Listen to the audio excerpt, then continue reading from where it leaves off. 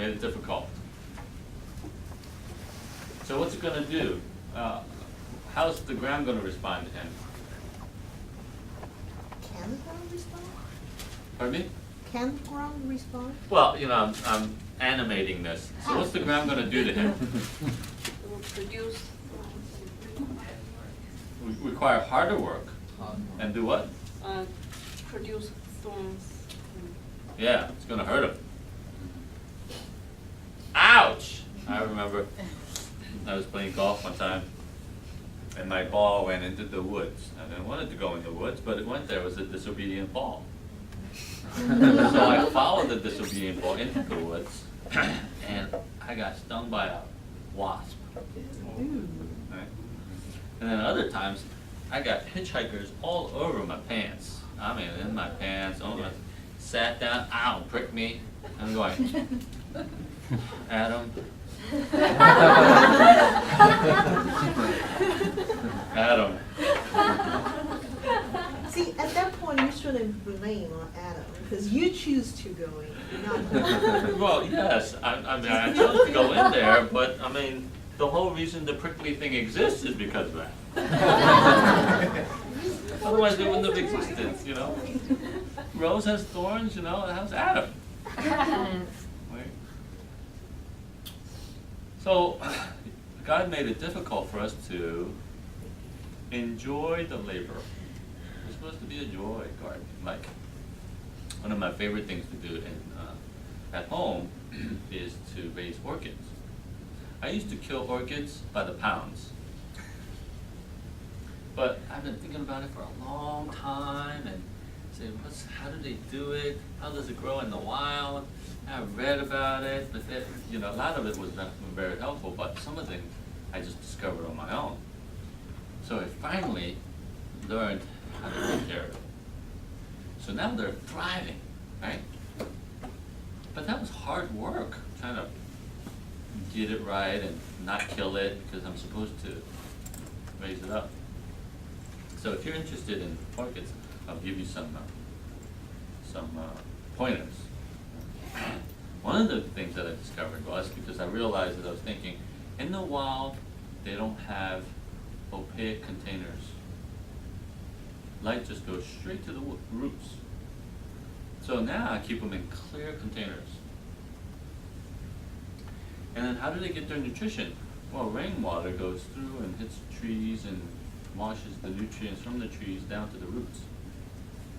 So instead of just pouring fresh water on the roots, I put the water into the pot, catch the water, so that the water is rich in nutrients from the bark that's in there, and then I pour it back on them. I do that a number of times. Okay. Then I give them plenty of light, and now that they're growing really, really well. I mean, I got roots coming out of anything, like this. And now I have 2 of them in my room that are blooming, and then one of them is actually spreading 2 stems to come out and flower. The other one is coming out with 1. But my leaves are growing, they're huge, and they're really thriving. That was the pleasure I'm supposed to have, right? Not like, oh, every time I try to grow something, the ground goes, You gotta work harder. I mean, I'm gonna put weeds in there. You know, I'm gonna give you thorns. So as you're, or as I'm picking fruit, I go, ouch, like raspberries, blackberries. I mean, you try to pick those things. I wear gloves, and you sneak in there and pull that out, and then eat it because it's got thorns in it, right? What's supposed to be a great pleasure now has this everyday pain involved in it. And notice, okay, where was he supposed to be in reference to the house when he works?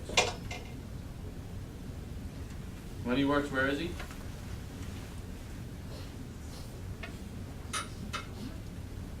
When Adam works, where is he?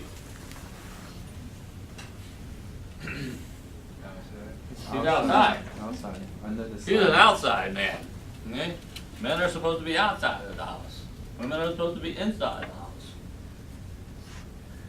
So he's outside doing his thing, and his thing is hurting him. Making things that God made it difficult for him. The sweat of your brow, it said. Right? You have to work hard. So if you think things are easy, no, it's going to decay. It's going to get worse. Hard. Yeah. And the hard work is supposed to remind you God's way is always better. Follow God's way. Don't listen to anybody if they tell you to do it other than God's way. And it's a constant reminder that we're supposed to do it God's way. Not doing it His way is going to hurt. Okay.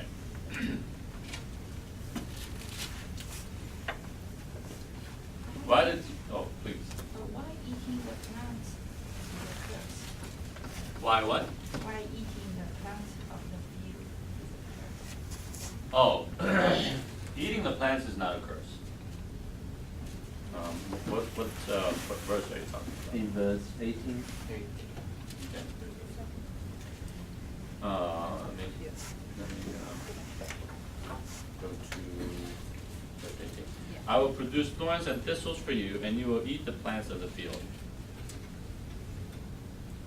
Oh, yeah.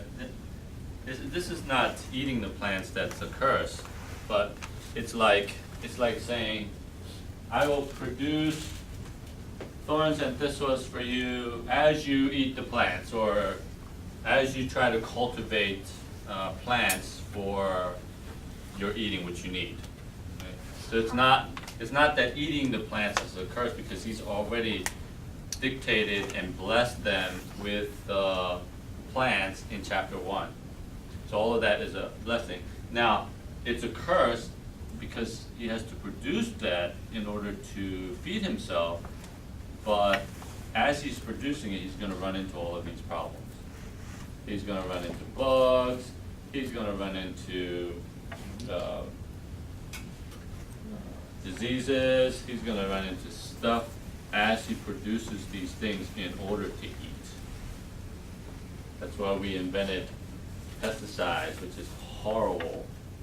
You know, there are natural pesticides that we can use, but we think that's a simpler solution and it's less work, but it produces more problems.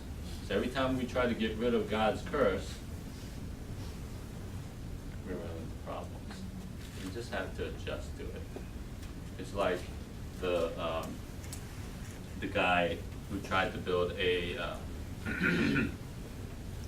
tree house. There's this huge branch in the way, so what's it gonna do? Well, we done a big circle around it, made the floor extend, and the branch is sticking out in his room. Okay, you're gonna have a large tree house. You're just gonna have to adjust with what is already there, and so that's what we have to do. We just have to adjust with what is already there, and just let the curse exist simultaneously while we are working around it. Right? So it will produce thorns and thistles for you as you, or while you are eating your plants, or as you cultivate them in order to eat the plants of the field. Okay? And then by the sweat of your brow you will eat your food, hard work, until you return to the ground, since from it you were taken, the dust you are, and the dust you return.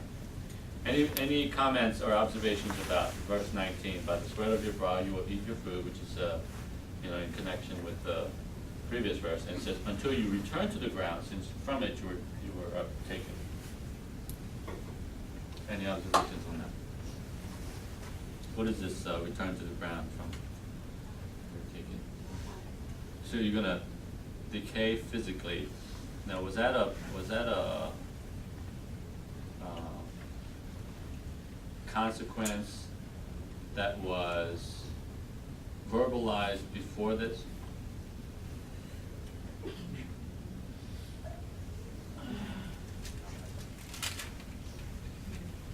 Did God say anything about decaying or returning to dust if you ate from the tree? You were done. Okay. So, did he die when he ate from the tree? No. No, he didn't die. What happened to him? Mhm. But he didn't die, which means God lied? Did God lie? What was that? The animal was killed.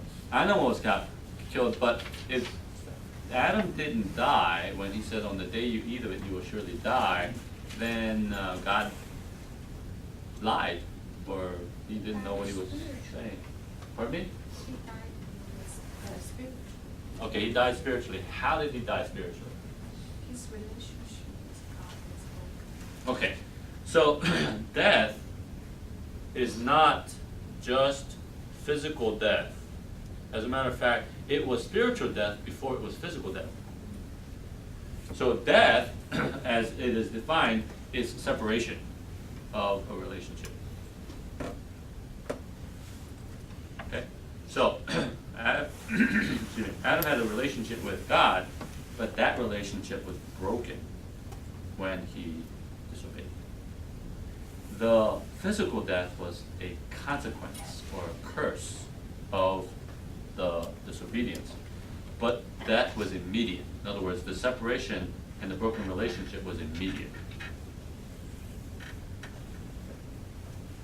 So when you think of death, think of it this way. My husband and I are married. As soon as he dies, that's a broken relationship.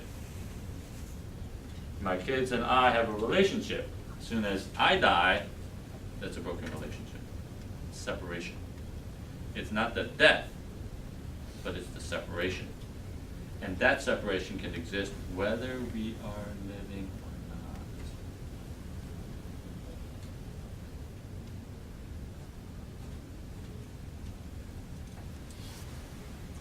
So physical death is a consequence of the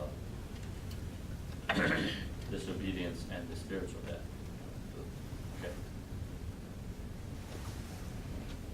Let's go to the next question. Right? Somebody mentioned this earlier, and so we'll piggyback on that. What is the implication of God clothing the couple in skins? What was it earlier who said about? Okay, so we have sacrifice, we have death caused by, physical death caused by God. The first killing of a life physically was done by the Lord.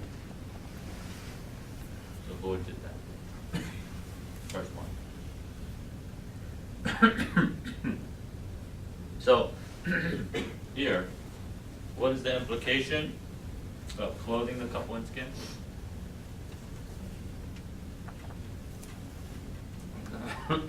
Whole lot of observations should surface on this. Okay, so what is the implication of God clothing them in skin? Number one, what was it? An animal had to die, right? Number two, what? What other things come out of that?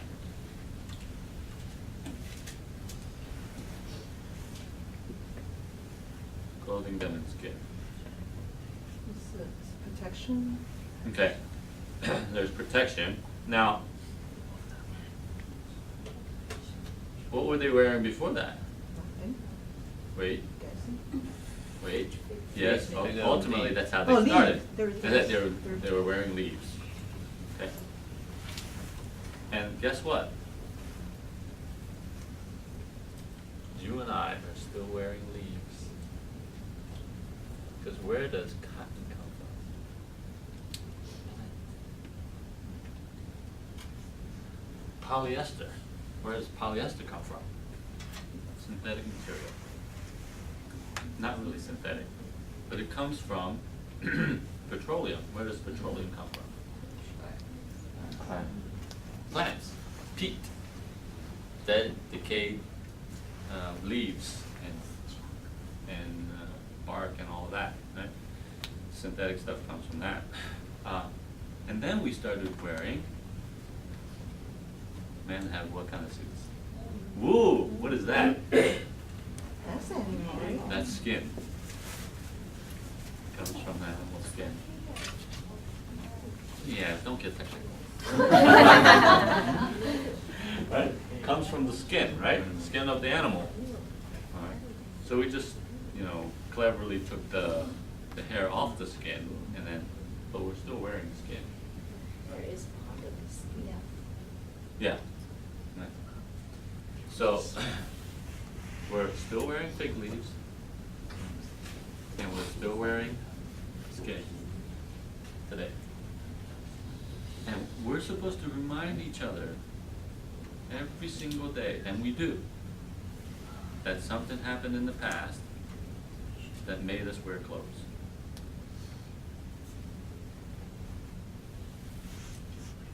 And we're supposed to remind each other not to do that again. To avoid that. And when we bury somebody, we're supposed to remind each other something happened in the past. And we're not to do that again.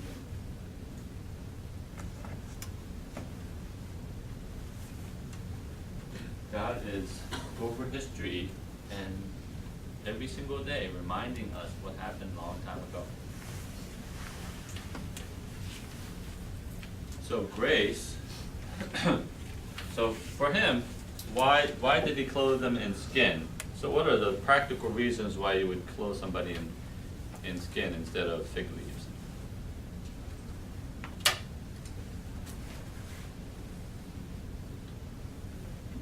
Skin is more durable. Durability, long lasting.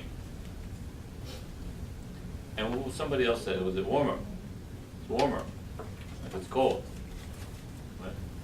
So there are advantages of skin that God emphasized, right? So when they were wearing fig leaves and he replaced them, they were fine. There was, fig leaves.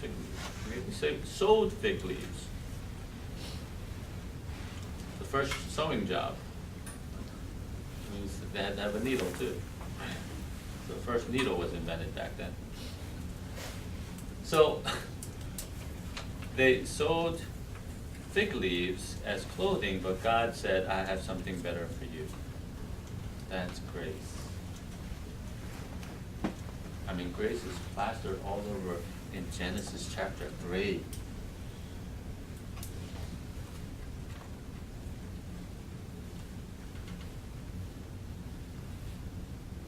And you set the tone and precedent for that way back.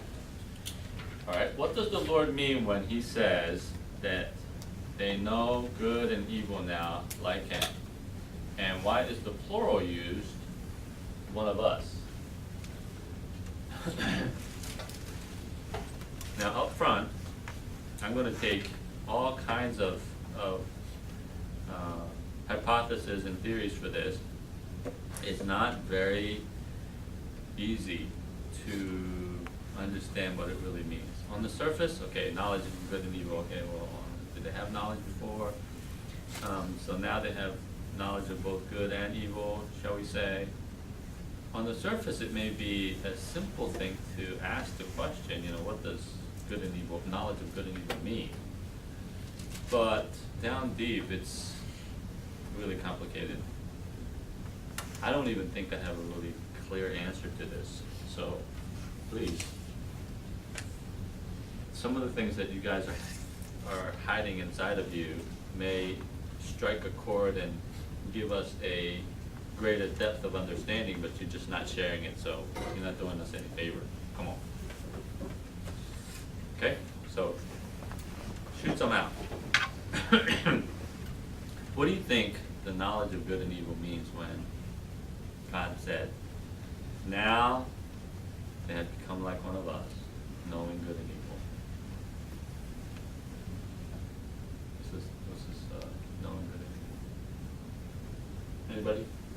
Take a guess. Sin is part of evil. Okay.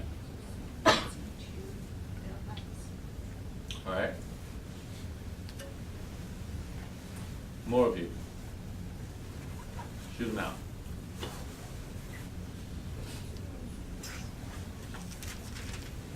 I guess we kind of talked about this before. my impression is before they don't know they don't know. They Mhm. don't know what they don't know. Okay. Now they thought they know. Mhm. They have this tendency of obeying themselves Okay. rather than only know God's will. Okay. Okay.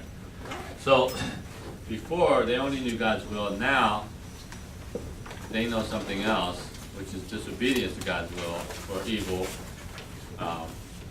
Okay. Anybody else?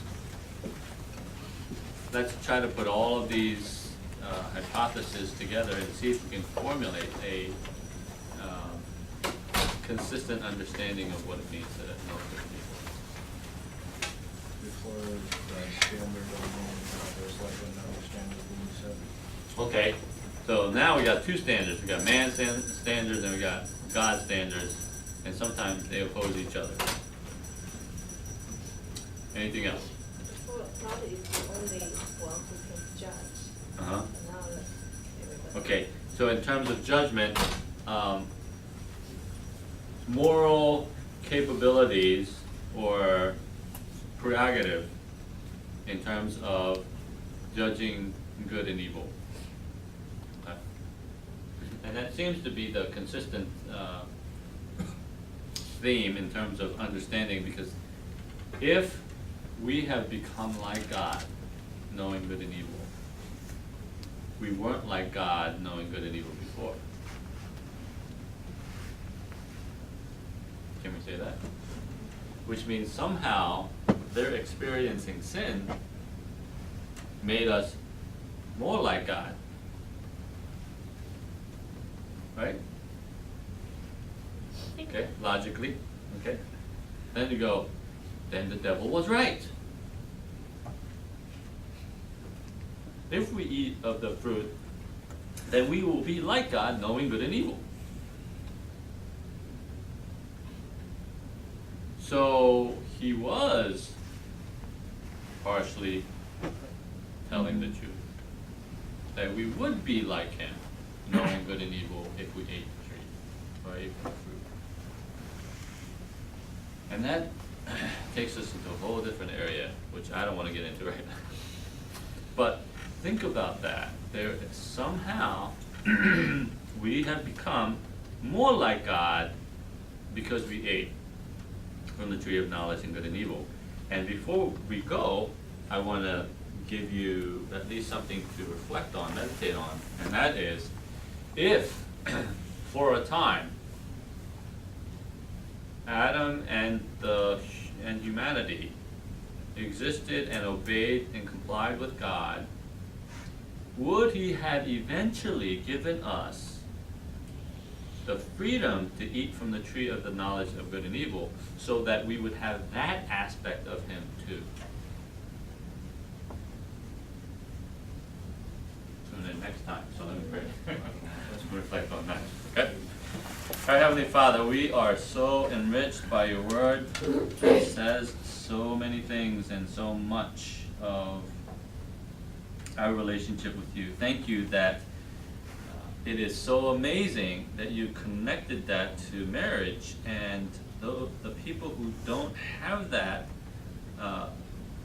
relationship on earth have to have special grace and special intervention in order to know you in that way.